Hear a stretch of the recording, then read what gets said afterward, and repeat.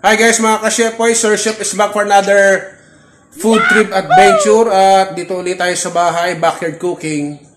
At magigisa lang tayo ng Laigu. Semi-healthy tayo ngayon pero lalagyan ko pa rin ng boiba. So tara, samahan nyo ako. Let's go.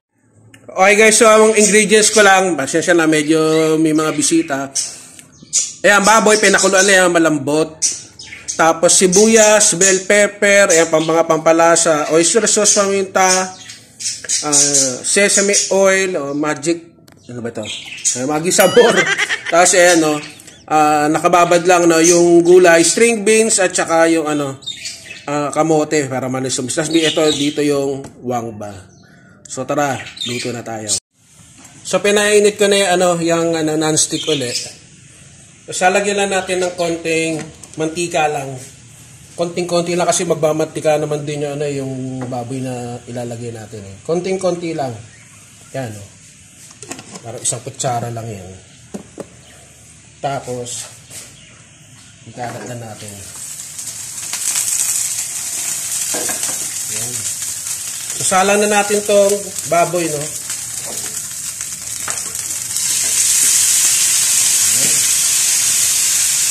So, balikan ko kayo, papalutungin ko lang to. Nilagyan ko ulit siya ng konting barbecue sauce saka yung magic sabor.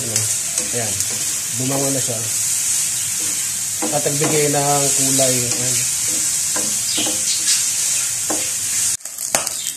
Ayan na guys, habang nag-happy new year na siya, ayan, yung mekis-mekis ko na. Tapos mamaya, lalagay na natin yung ibang mga pampalasa. Lalagay ko na mamaya yung bawang at sibuyas. Sabay lang. Ayan, putok. Happy New Year. So, maglagay na tayo ng Kaya, sama ko na yung baboy, Maglagay na tayo ng bawang. Ayan.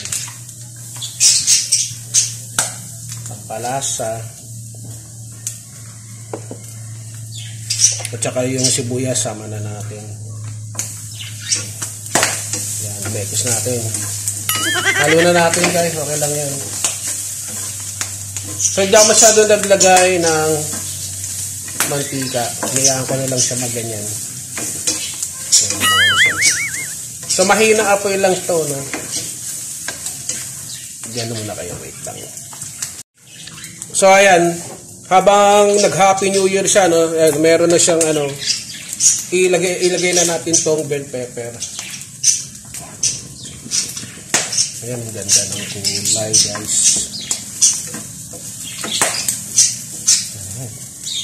Tapos lagyan natin ng paminta, ping-ping-ping.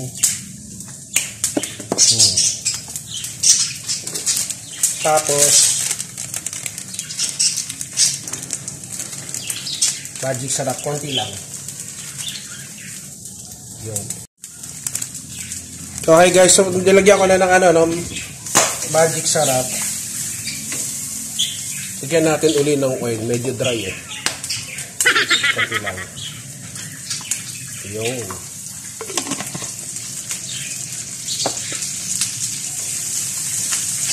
Yan, ganda. Kasi lagyan na natin yung kamote. Malinis yung kamay ko Nagugos akong kamay. Yan. Nalagyan pa ng Mamaya dapat yung So yung kamote, nagbibigay lasa yan Siyempre matigas, unahin natin yung matigas. Ayan, para lumambot. Ayan.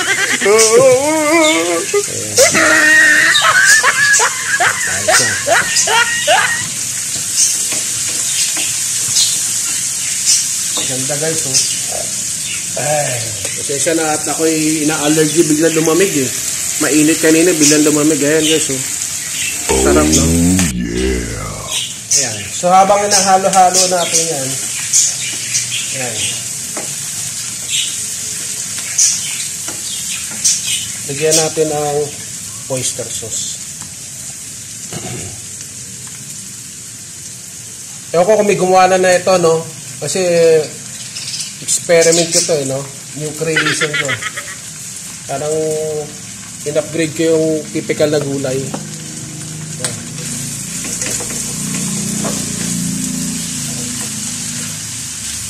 Ganda ng kulay. Kita nyo ba guys? Nakakatakam eh. Oh, tingnan nyo. Ganda ng itsura. Oh.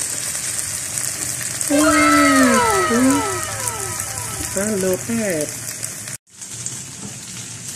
Tapos ano, lagyan natin ng ano, pork stock. Yung pinagpakuluan ng baboy. Ayan. Okay, sabi na natin. Linis muna tayo ng ating istasyon. At hindi madumi.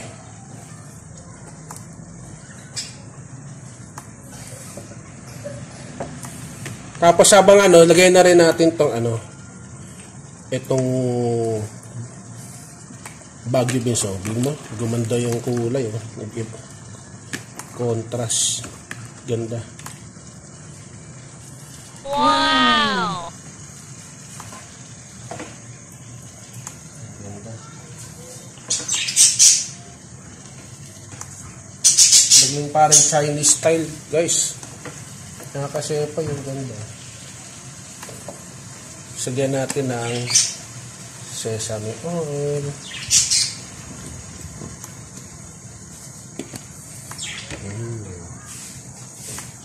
Sisimar ko lang to, tapos titikman ko kung anong kulang. Titimplahan pa natin. Yan lang kayo. Ayan na guys. Wow. So nire-reduce ko lang yung sabaw at saka niluluto ko lang yung gulay. Tinikman ko na ang sarap. Okay guys, tinikman ko ang sarap. So bibilangan ko na ito ng ilang segundo. Mamaya kakain na tayo. Okay mga kasepoy, so nakaluto na rin ako, tapos na. So ngayon, bochi na tayo. Happy story na naman tayo. Tara, papakita ko sa inyo. So ayan na yung niluto ko guys. So, wow. Ano, stir fry, vegetable with pork. Ayan o. Rice bowl. Tara, kain tayo. Pero bago yan, pasalamat muna tayo. Okay guys, samahan nyo ako sa magpasalam tayo sa Panginoon. Panginoon, sa pangalan ni Jesus, salamat mong muli sa pagkain ito. Amen. Tara, let's eat. Pero yan guys, pakita ko sa inyo. Napakadaling recipe lang, no? Easy recipe, pero parang restaurant na naman ng dating, no? Imbis sa typical na ulam, level up natin. Ito na. First bite. Sarap na sauce. Sana all. Tanggalin ko muna. Dito na, hawakan ko na. Ayan.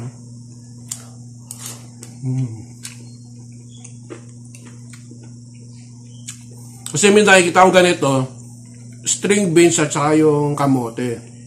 Kaya di level up ko, lagyan ko ng bell pepper. Tsaka baboy. Yan. May oyster sauce. Tapos masarap, nilagyan ko kasi ng ano eh. May sesame oil, no? Sarap po. Wala akong inabang ano, wala akong nilagyan na asukal o ano. Nagpasarap ng ano, nagpatamis o ano. Yung kamote. Sarap.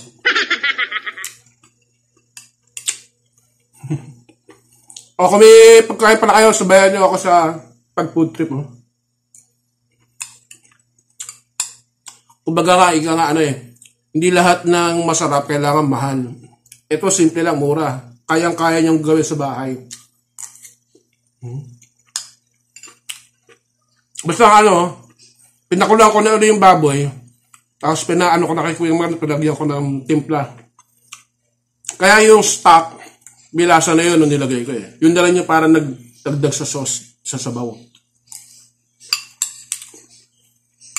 Dampot yung baboy.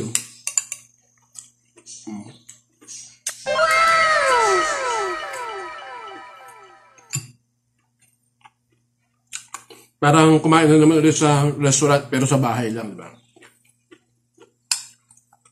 Healthy tayo ulit, no? Healthy naman gulay. Okay. So, bago ko ubusin ito mga kasepoy, sa mga hindi pa nagsasubscribe, please, subscribe, like, comment. Yung gusto magpabati, shout out dyan, just comment down below. At sana po supportahan nyo, bukod doon sa YouTube channel ko, meron po akong FB page, no? Sir Chef FB page. At sa mga reels po, meron din po ako reels. At sa mga masasubscribe, wait lang. Wait lang. Bloopers. Sa mga masasubscribe, please hit the notification bell. Pakilagay po sa all para abisohan kayo ng YouTube pag may bago ulit akong food trip adventure sa labas o dito sa bahay, backyard cooking. So, ingat po sa atin lahat. God bless. Peace. Power. Yeah.